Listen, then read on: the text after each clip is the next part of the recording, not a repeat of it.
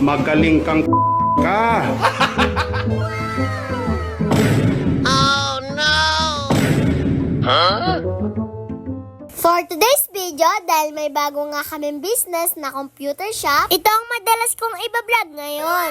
Ngayong umaga nga ay iisa lang ang naglalaro. Dahil nga merong pasok ngayon. Hindi nga pala pwede ang naka-uniform dito. Dahil nga sa sobrang gabok ng mga computer ay naglinis na muna si Daddy. Ilang araw pa lang ito, pero sobrang gabok na.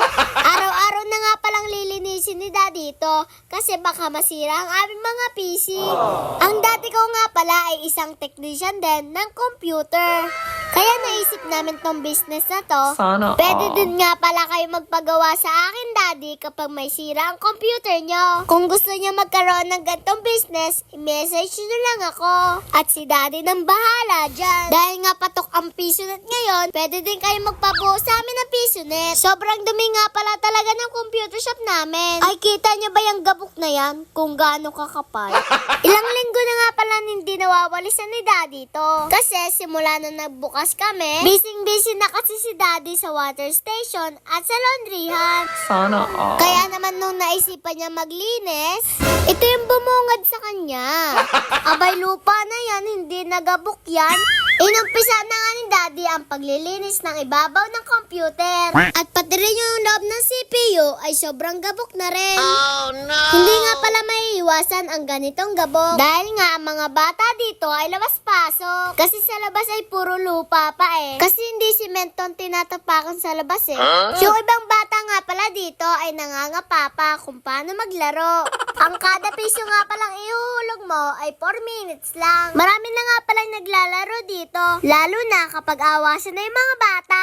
Kita nyo ba yung bata na yan? Umupo na siya sa tabi para hindi na siya maunahan.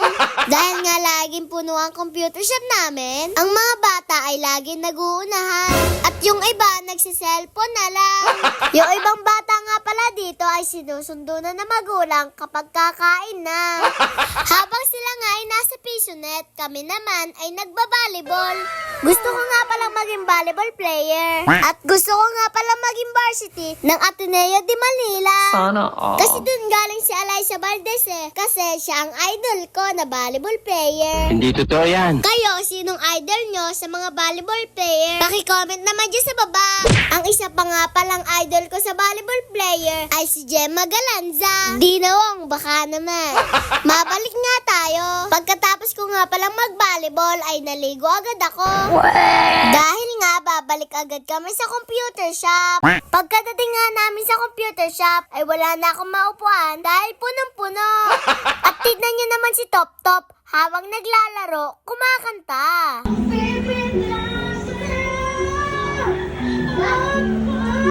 At habang nakanta si Top Top, kita nyo naman si Haw-Haw.